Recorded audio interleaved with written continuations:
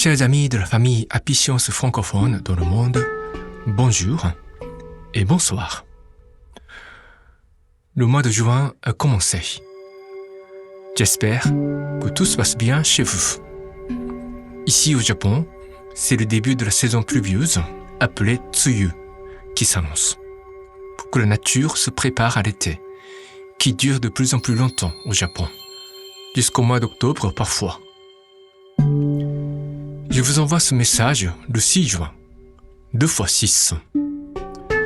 Maître Okawa confirme une croyance chrétienne, celle de considérer le chiffre 6 comme un symbole néfaste, alors que le chiffre 7 signifie victoire ou perfection.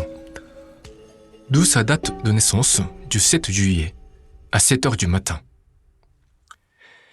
Chez les disciples d'Apicience, le jour du 6 juin représente une malchance où des incidents malheureux sont souvent constatés, comme accidents de route, maladies, malheurs des proches, etc. C'est ainsi que certains disciples ont l'habitude de se comporter de manière plus prudente ce jour. Vous n'êtes pas obligé d'y croire, mais il est toujours bon de se montrer prudent.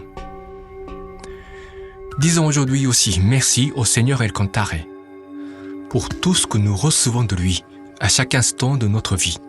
Lumière, force, sagesse et amour. Merci beaucoup, Seigneur. Aujourd'hui, j'aimerais aborder le sujet des cours de niveau, qu'on a nommé dans la sangha francophone « Leçons du cœur juste », qui seront de nouveau organisés dans notre temple béninois. Commençons d'abord par la citation d'une parole du Seigneur. La voici. Les cours de niveau, appelés Leçons du cœur juste, organisés par Apicience, ne visent pas simplement à obtenir de bons résultats aux examens. Ils fournissent les outils nécessaires pour résoudre ses propres problèmes grâce au mode de pensée acquis pour répondre non seulement à ses propres préoccupations, mais aussi à celles des différentes personnes que l'on rencontre et pour réfléchir à des stratégies permettant un développement et une prospérité encore plus grand dans divers domaines tels que le lieu de travail ou la vie familiale. C'est une citation du discours de Maître Okawa intitulé « Conférence sur les règles de la prospérité » donnée le 2 juin 1988 dans le cadre de Leçons du cœur juste, niveau 2. À l'époque, c'était Maître Okawa qui donnait des conférences dans ses formations. Les règles de la prospérité est un petit livret publié en cette époque-là, avec 12 autres livrets intitulés respectivement « La science de l'espoir » et « Mode de vie positif ». Je pense que nous devrions publier ces 3 petits livrets en français aussi. J'espère ne pas trop tarder dans ce projet. Dans nos leçons de cœur juste, il y a 4 degrés et chaque niveau est composé de 3 ou 4 cours, suivis des examens qui seront notés et déterminent si certains participants ont le droit de passer au niveau suivant. C'est une grande particularité chez Apicience que de pouvoir suivre l'apprentissage de la doctrine de base un peu comme à l'école. Cela vient de la personnalité de Maître Okawa, qui est un grand théoricien et très fort à structurer ses philosophies, même dans les domaines de la spiritualité invisible. En suivant ces cours, vous pouvez assimiler des connaissances essentielles dans la doctrine d'Apicience, telles que le sens de vie, la structure multidimensionnelle, le noble sentier quadruple, la mission. Mais il ne faut pas que cela s'arrête à une simple accumulation de connaissances qui n'a pas d'impact réel sur votre façon de vie. Si ces connaissances ne sont pas appliquées dans votre vraie vie, elles seront vite perdues et ne constitueront pas une véritable sagesse qui restera dans vos âmes pour toujours, au-delà des réincarnations. Apicience fournit des connaissances sur des choses extraordinaires qui semblent très lointaines de nos vécus quotidiens et parfois, elles nous enivrent nous emportant dans des mystères qui font oublier nos faiblesses et nos préoccupations au quotidien.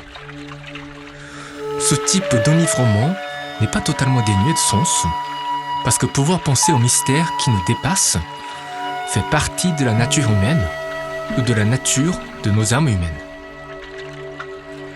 Si nous nous contentons seulement de voir ce qui se passe devant nous, nous ne sommes guère différents de ces fourmis qui se déplacent çà et là à la quête de nourriture.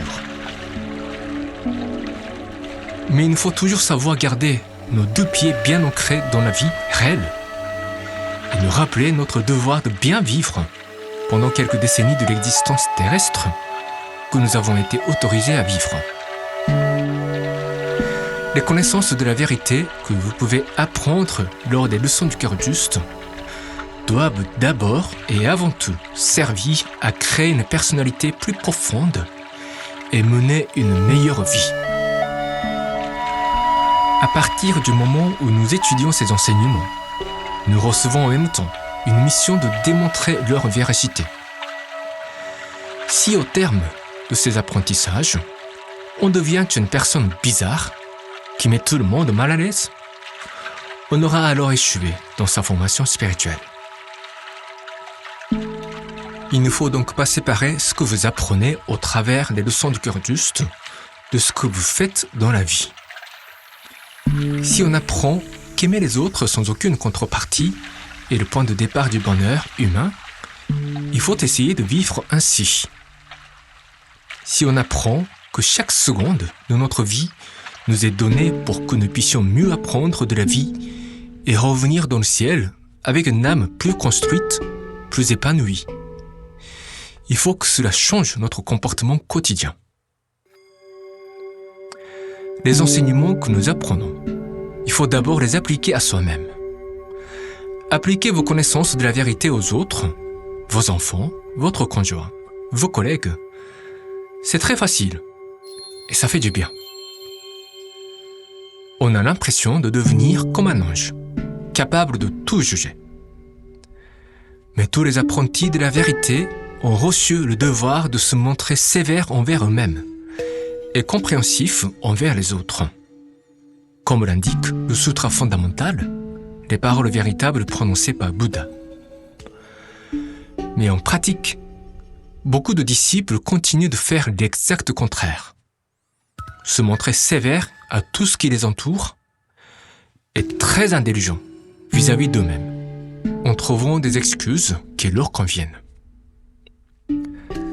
Après s'être appliqué rigoureusement les préceptes de la vérité du Seigneur Elkantare, nous verrons mieux comment nous pouvons aider les autres à sortir de la même galère. Et c'est comme cela que le cercle du bonheur s'élargit dans une communauté. C'est tout le sens de nos leçons du cœur juste. J'encourage chaque adhérent et disciple à prendre part à cette initiative pour changer d'abord votre vie et influencer par la suite la vie des autres et notre société. C'est tout pour aujourd'hui. Continuons à faire de notre mieux chaque jour pour avancer sur notre chemin et accomplir notre mission de lumière. Soyez toujours guidés par la lumière dorée du Seigneur Elkantare. Portez-vous bien, mes amis. Excellente journée. À très bientôt.